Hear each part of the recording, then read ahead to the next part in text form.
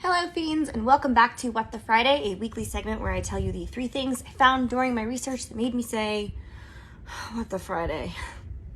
This week's upcoming podcast we'll be talking about poison, so here are a few appetizers for the Look But Don't Touch buffet we'll be setting out for you on Tuesday. 1. One of the most well-known poisons is potassium cyanide.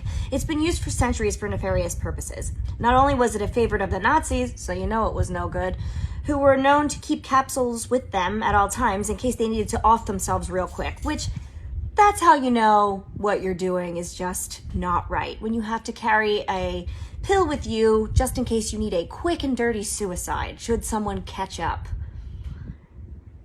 It was also the poison used en masse to kill the members of the People's Temple, aka Jonestown. The good Reverend Jim Jones had the nearly 900 members of his cult all set out to kill themselves when he said go by drinking purple Flavor Aid laced with copious amounts of cyanide.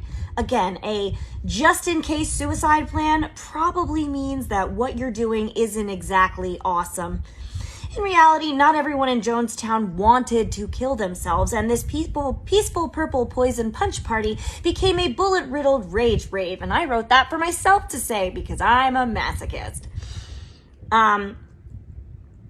Because of this, we use the phrase, drink the Kool-Aid, or rather don't drink the Kool-Aid usually, to refer to people who have blindly followed a leader or their ideology no matter what the consequences. But did you ever think of what this phrase did to Kool-Aid?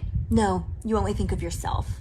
I'm just kidding. You're very kind, thoughtful, charitable people who are clearly concerned with Kool-Aid's well-being, and I love you all. Please don't leave us a 1-star review.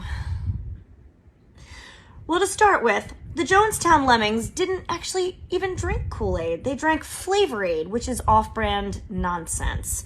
But Kool-Aid is more pleasing to say and more well-known, so that's what stuck. The good folks over at Kool-Aid aren't the biggest fans of this, though, as they haven't done anything wrong and weren't even the drink found on the scene. So if you want to do the folks over at Kraft Heinz Company a solid and look like the smooth murder nerd you are, tell them that they drank the Flavor Aid when they began mindlessly repeating a phrase they heard without researching it.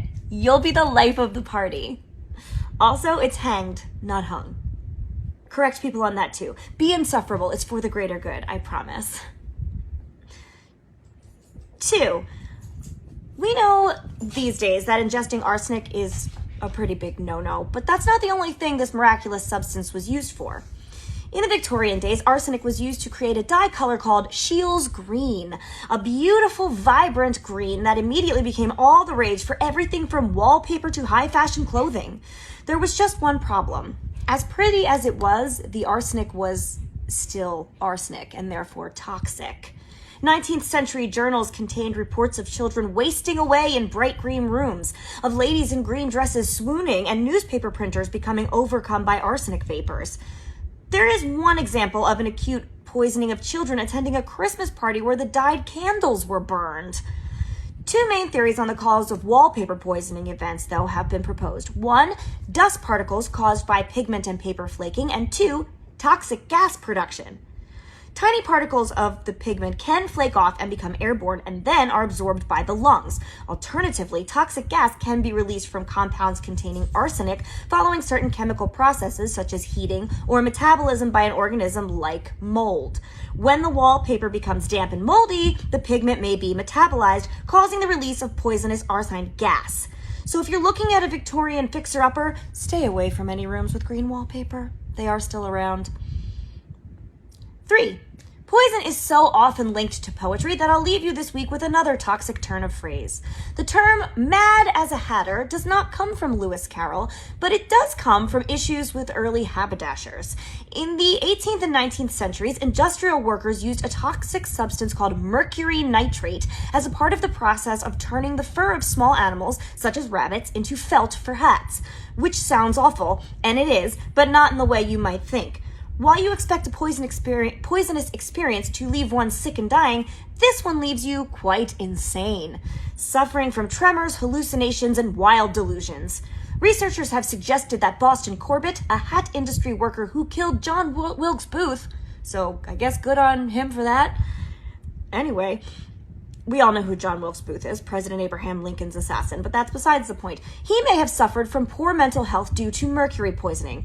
Corbett, who'd become employed as a hat maker since he was a young man, became a religious zealot and in 1858 castrated himself with a pair of scissors as a way to curb his libido. Wow. And those are the 3 things this week I found in my research that made me say, what the Friday? See you next week, Beans. Bye!